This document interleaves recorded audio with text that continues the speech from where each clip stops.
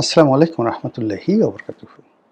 সম্মানিত দর্শক, ইরান এবং আমেরিকা ইসরায়েলের যুদ্ধ চূড়ান্ত পর্যায়ে। পৃথিবীতে যুদ্ধের ময়দানে এমন কিছু ঘটনা ঘটে,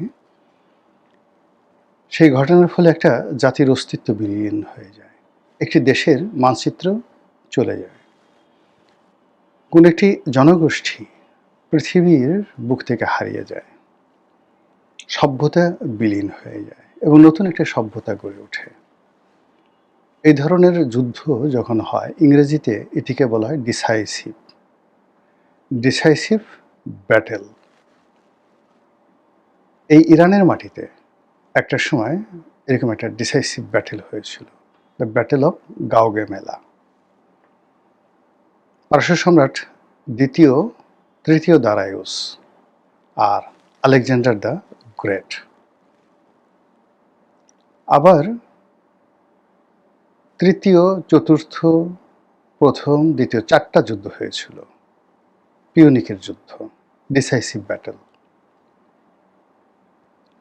এরকম অনেক কিছু আছে যেটা পৃথিবীর সকল কোর্স অফ অ্যাকশন পরিবর্তন করে দেয়। ভারতের যে সকল যুদ্ধ ডিসাইসিভ ব্যাটেল, তার মধ্যে পানিপথের যে প্রথম যুদ্ধ, এটিকে বলা হয় ডিসাইসিভ ব্যাটেল। ভারতের ইতিহাস মানচিত্র পরিবর্তন করে দিয়েছে। তো এখন এই শতাব্দীর মধ্যে যতগুলো যুদ্ধ হয়েছে, আপনি বোঝার চেষ্টা করুন, এই শতাব্দীতে কিন্তু দুটো মহাযুদ্ধ হয়েছে। প্রথম মহাযুদ্ধ, দ্বিতীয় মহাযুদ্ধ, that is also decisive battle. কিন্তু প্রথম মহাযুদ্ধ এবং দ্বিতীয় মহাযুদ্ধের চাইতেও ইরান এবং আমেরিকার এই যুদ্ধটি, এটি মোর ডিসাইসিভ। এর কারণ হলো যে আমরা শিক্ষা, সভ্যতা এবং উন্নয়নের যে চরম শিখরে পৌঁছে গেছি, বিজ্ঞানের যে সর্বোচ্চ আধুনিকায়ন, আমাদের মধ্যে এখন যেভাবে আর্টিফিশিয়াল ইন্টেলিজেন্স কাজ করছে, যেভাবে সামাজিক যোগাযোগ মাধ্যম কাজ করছে, যেভাবে মিলিটারি যে টেকনোলজি কাজ করছে, এটি এই পৃথিবীতে কখনোই ছিল না। আর এই সব প্রযুক্তি, সকল টেকনোলজি একত্রে সম্মিলিতভাবে এই যুদ্ধের ময়দানে প্রদর্শিত হচ্ছে। এক পক্ষ অপর পক্ষকে ধ্বংস করার জন্য সব কিছু ব্যবহার করছে। 2 নম্বর হলো যে আমাদের জীবনের এই মুহূর্তে যত উপকরণ রয়েছে, we have a huge safety measures. আমরা এখন বাংকার তৈরি করতে শিখেছি, আবার আমাদের পরমাণু বোমা আছে। আমরা হাজার হাজার মাইল দূরে বসে একেবারে নিখুঁতভাবে আমরা ক্ষেপণাস্ত্র ছুঁড়ে কোনো একটা বিল্ডিংয়ের 100 তলার কোনো একটা রুমের মধ্যে একটি বৈঠক চলছে শত্রুপক্ষের, সেই বৈঠকে গ্রেনেড ছুঁড়ে সেখানে নিখুঁতভাবে সবাইকে মেরে ফেলতে পারি। এই প্রযুক্তি পৃথিবীতে কোনো অবস্থাতে ছিল না, কখনো ছিল না, এবং ঠিক সেই প্রযুক্তির সর্বোচ্চ ব্যবহার এই যুদ্ধে হচ্ছে। দ্বিতীয়ত হলো যে এই যুদ্ধের দুটো পক্ষ, ইসরায়েল এবং আমেরিকা, তারা মনে করছে যে তারা সুপার সুপার সুপার পাওয়ার, এর চেয়ে তার বড় পাওয়ার হতে পারে না। তারপরে যেটা হলো, আর অন্যদিকে ইরান, তারা গোপনে নিজেদেরকে এতটা সুসজ্জিত করেছে, এতটা প্রস্তুত করেছে যে তারা রণাঙ্গনে তাদের যুদ্ধ নৈপুণ্য প্রদর্শন না করা পর্যন্ত পৃথিবী বুঝতে পারেনি, পৃথিবীবাসী বিশ্বাসই করতে পারেনি যে ইরানের পক্ষে যুদ্ধ করা সম্ভব। আমেরিকা হাজার হাজার কিলোমিটার দূরে থেকে এখনও দম্ভ দেখাচ্ছে। তারা মনে করছে যে ইরানের বহু শীর্ষ জেনারেলদেরকে মেরে ফেলা হয়েছে, ইরানের বহু ঘরবাড়ি, না হলেও 50,000 ঘরবাড়ি ভবন মাটির সঙ্গে মিশিয়ে দেওয়া হয়েছে, ইরানের কিচ্ছু নেই। ডোনাল্ড ট্রাম্পের ভাষায় তাদের নেভি নেই, নৌবাহিনী নেই, তাদের বিমান বাহিনী নেই, তাদের বিমান নেই, তাদের সেনাবাহিনী নেই, ক্যান্টনমেন্ট নেই, সব কিছু আমরা ধ্বংস করে দিয়েছি, কাজে আমরা যুদ্ধে জয়লাভ করেছি। কিন্তু ওই ধ্বংস স্তূপের মধ্য থেকে হঠাৎ করে ৪,০০০ কিলোমিটার যে পাল্লার ক্ষেপণাস্ত্র বের হয়ে আমেরিকার দিয়াগো গার্সিয়া যে দ্বীপ ভারত মহাসাগরে সেখানে আক্রমণ চালাচ্ছে। আমেরিকার যে বড় বড় রণতরী, যে রণতরীর কাছে কোনো ক্ষেপণাস্ত্র যেতে পারে না বলে আমেরিকা গত ৭০ বছর ধরে পৃথিবীকে ভয় দেখাচ্ছে যে আমাদের এই রণতরীর ধারের কাছে কোনো যুদ্ধবিমান আসতে পারবে না, কোনো মাইন আসতে পারবে না, টর্পেডো আসতে পারবে না, কিছু আসতে পারবে না, জ্বলে পুড়ে ছারখার হয়ে যাবে। আর এই রণতরী পারমাণু যুদ্ধের সেই বিমূর্ত প্রতীক। এখানে সর্বাধুনিক শত শত প্লেন ওঠানামা করতে পারে,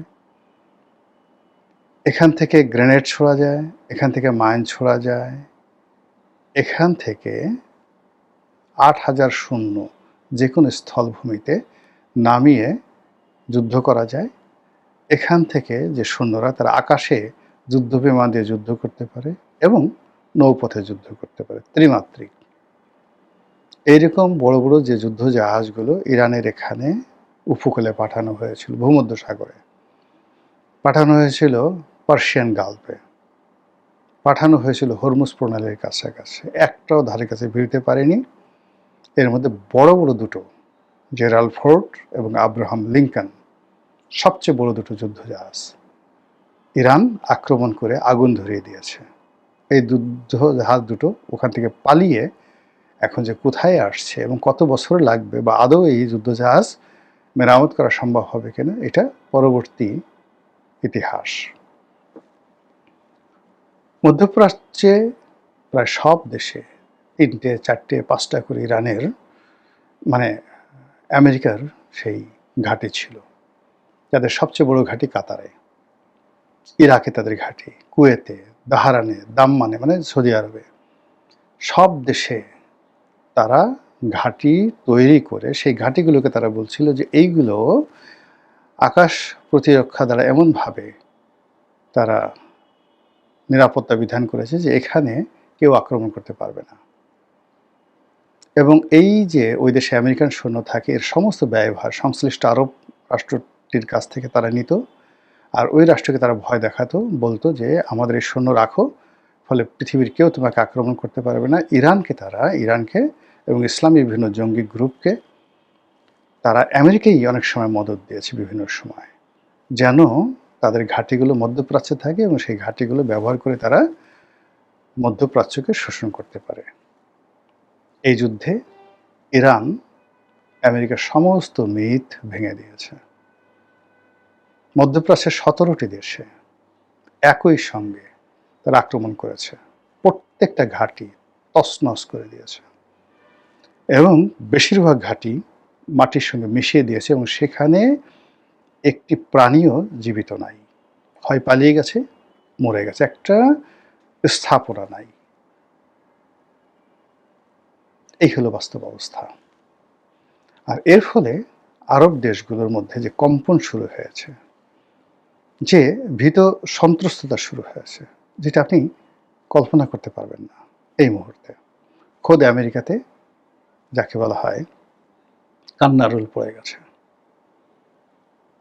ইরানের প্রথম সারির যে সকল নেতৃবৃন্দ রয়েছেন, সামরিক নেতৃবৃন্দ, রাজনৈতিক নেতৃবৃন্দ, অনেকে নিহত হয়েছেন। কিন্তু একটার পর একটা জায়গা পূর্ণ করে যারা ফেলেছেন নতুন নেতৃত্ব, তারা আগের নেতৃত্বের সাথে আরও চৌকস, আরও আধুনিক, আরও স্মার্ট। আমেরিকাকে মানে রীতিমতো ভীত সন্ত্রস্ত করে ফেলছে নতুন নেতৃত্ব, তাদের কথা সব কিছু।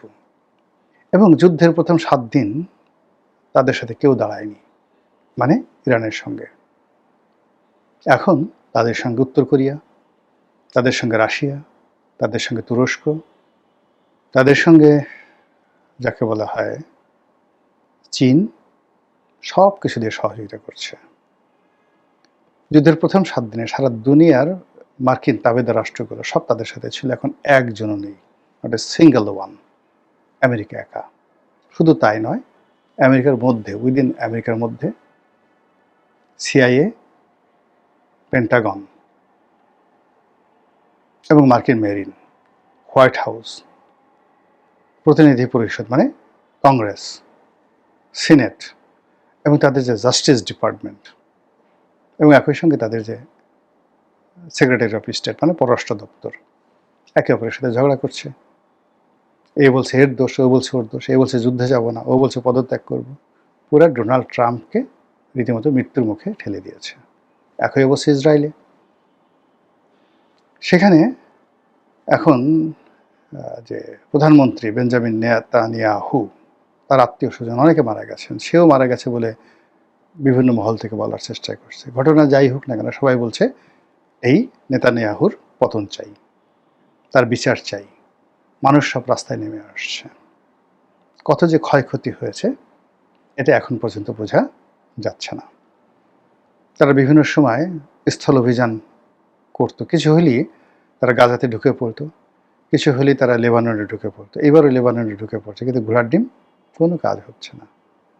এখন ভয় যে উল্টো হামাস এবং যাকে বলা হয় হুতি, তারপর হিজবুল্লাহ, তারা যদি সম্মিলিতভাবে ইসরায়েলে সামরিক অভিযান চালায়, স্থল অভিযান চালায়, পুরো ইসরায়েল খালি হয়ে যাবে। লক্ষ লক্ষ মানুষ ইসরায়েল ছেড়ে চলে গেছে। এই অবস্থায় বলতে গেলে নাকে খত দিয়ে আমেরিকা হাত জোড় করে ভিক্ষা প্রার্থনা করছে শান্তি চুক্তির, যুদ্ধবিরতির। ইরান বলছে হবে না, পার্মানেন্ট কিছু করতে হবে, তার জন্য আমাদের 5টি শর্ত আছে।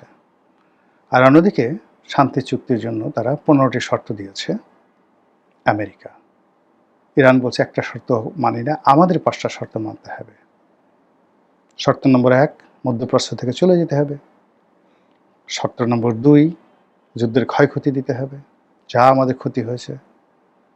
শর্ত নম্বর 3, আমাদের উপর যত অবরোধ আছে যা কিছু সব তুলে নিতে হবে। শর্ত নম্বর 4, ভবিষ্যতে এই ধরনের কোনো যুদ্ধ হবে না, এজন্য তৃতীয়, চতুর্থ, পঞ্চম যে রাষ্ট্রগুলো রয়েছে তাদের মধ্যস্থতায় এই চুক্তি স্বাক্ষরিত হবে। এইভাবে 5টি শর্ত, বোঝার চেষ্টা করুন।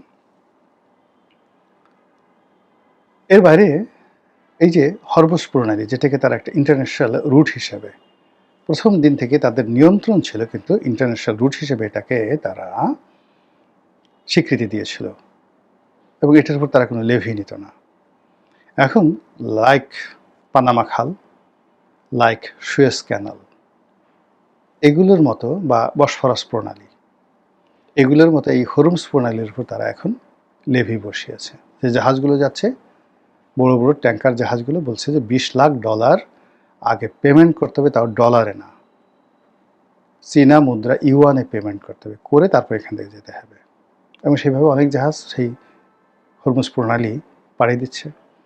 এবং বিশ্বের 20% তেল পরিবহনের যে রুট, এই রুটের উপর দিয়ে যে জাহাজগুলো চলাচল করে, তার উপর যদি এইভাবে সুয়েজ ক্যানালের মতো তারা ট্যাক্স আদায় করতে পারে, ইরানের আর কিছু করা লাগবে না। ফলে বুঝতে পারছেন যে ইরান এইটাই যে যুদ্ধ, এই যুদ্ধ কীভাবে ডিসাইসিভ হয়ে যাচ্ছে। এই যুদ্ধ, ইরানের যে বিজয়, এটা মধ্যপ্রাচ্যে কী প্রতিক্রিয়া তৈরি করবে। এই যুদ্ধে আমেরিকার পরাজয় মধ্যপ্রাচ্যে কী পরিণতি দেখে নিয়ে আসবে। আল্লাহ এই দুনিয়াতে যে কত কিছু ঘটান, রাজাকে ফকির করেন, ফকিরকে রাজা করেন, কোর্স অফ অ্যাকশন পরিবর্তন করে দেন।